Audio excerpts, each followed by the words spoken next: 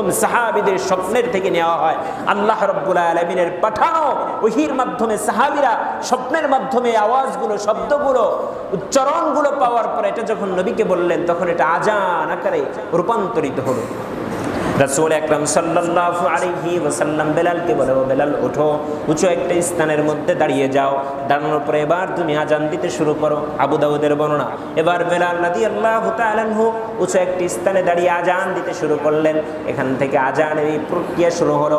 আজান নামাজ দিয়ে শুরু হয়েছে, কিন্তু দুইটা বিষয়, আজান নামাজ ব্যতীত দুইটা জায়গায় আজান দেওয়ার বিধান ইসলাম শরীয়তে আছে।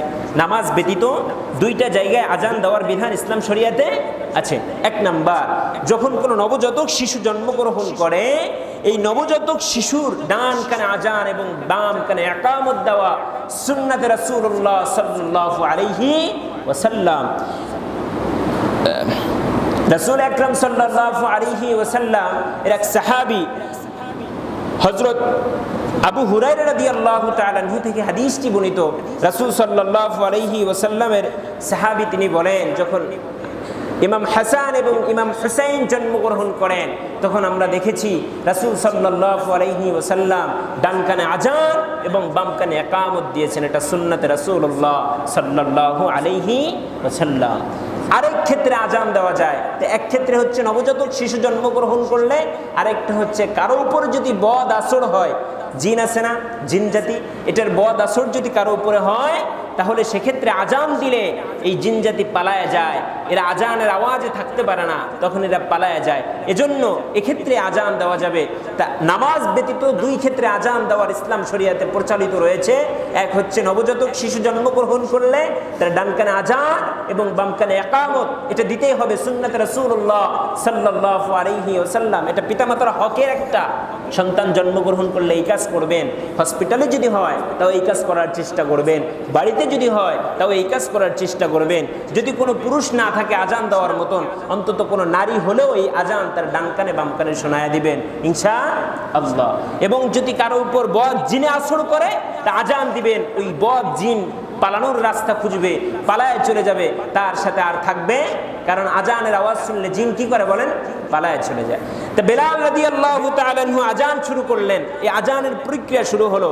তা তখন আসসালাতু খায়রুম মিনান নাউম, এই যে শব্দটা, এটা প্রথম আজানের মধ্যে এই শব্দটা ছিল না। সাহাবায়ে কেরাম যে স্বপ্নে দেখেছেন এটা ছিল না। একদিন বেলাল ফজরের পূর্বে মুহূর্তে আজান দিচ্ছেন, হঠাৎ করে বেলাল দেখতে পেলেন তার কানে একটি আওয়াজ ভেসে আসতেছে, আসসালাতু খায়রুম মিনান নাউম। বেলাল বলে, এটা কেন বলবো? বলে, রাসূল আকরাম সাল্লাল্লাহু আলাইহি ওয়াসাল্লাম এখন ঘুমায় আছে, তুমি এই শব্দগুলো বললে নবীর ঘুম ভেঙে যাবে, নবী মসজিদে চলে আসবে। চিল্লাই বলেন না সুবহানাল্লাহ। রাসূল ঘুমিয়ে আছেন। আসসালাতু খায়রুম মিনান নাউম, ঘুম থেকে নামাজ উত্তম। রাসূল এই শব্দগুলো যখন বেলাল শিখলেন এবং তিনি ফজরের সময় আজানের মধ্যে এই শব্দগুলো লাগায়া দিলেন, চিল্লায় বলেন না সুবহানাল্লাহ। তা আজানের ইসলাম শরিয়ার বিধান প্রথম যুগে ছিল না। আজানের বিধান সাহাবায়ে কেরামের স্বপ্ন দিয়ে এই আজান আসলো। আর আজানের ফজিলত রাসূল সাল্লাল্লাহু আলাইহি ওয়াসাল্লাম নিজেই বলে গেছেন, যে ব্যক্তি আজান দেয় কিয়ামতের ময়দানে যেদিন সবাই বিপদের সম্মুখীন হয়ে থাকবে, আল্লাহ রাব্বুল আলামিন এই মুয়াজ্জিনের কাঁধকে উঁচু করে দিবেন। দূর থেকেও দাঁড়িয়ে দেখা যাবে উনি মুয়াজ্জিন ছিলেন, দুনিয়ায় মানুষকে কল্যাণের পথে ডাকতেন। সুবহানাল্লাহ। রাসূল বলেছেন, তার থেকে উত্তম কথা কার হতে পারে যে মানুষকে কল্যাণের দিকে ডাকে। এজন্য মুয়াজ্জিন যিনি আজান দেয়, তিনি মানুষকে কল্যাণের দিকে ডাকে, তিনি মানুষকে আহ্বান করে, তিনি মানুষকে সঠিক পথে ডাকে, নামাজের দিকে ডাকে। তার থেকে দামি, তার থেকে উত্তম মানুষ আর কি হতে পারে? বলেন না সুবহানাল্লাহ। এজন্য যখন সময় পাবো, মাঝে মাঝে সময় পেলে একটু আজান দেওয়ার চেষ্টা করব, একটু আজান দিব। এটা আমার আমল নামার মধ্যে নেকি লিপিবদ্ধ হবে এবং আমার নামায় আমল থেকে গুনাহ মুছে যাবে। চিল্লায় বলেন না সুবহানাল্লাহ। মুসলমান ভাইরা আমার, তো এই বেলাল কে? সে বেলাল। রাসূল কেন তাকে আজান দেওয়ার নির্দেশ দিলেন? কারণ বেলালের অন্তরের মধ্যে নবীর প্রতি, ইসলামের প্রতি এতটা বেশি মায়া ছিলেন যে বেলাল নবীকে এত বেশি ভালোবাসতেন, নিজের জীবনের থেকেও বেলাল নবীকে বেশি ভালোবাসতেন। চিল্লায় বলেন না সুবহানাল্লাহ। নিজের জীবনের থেকে নবীকে বেশি ভালোবাসতেন।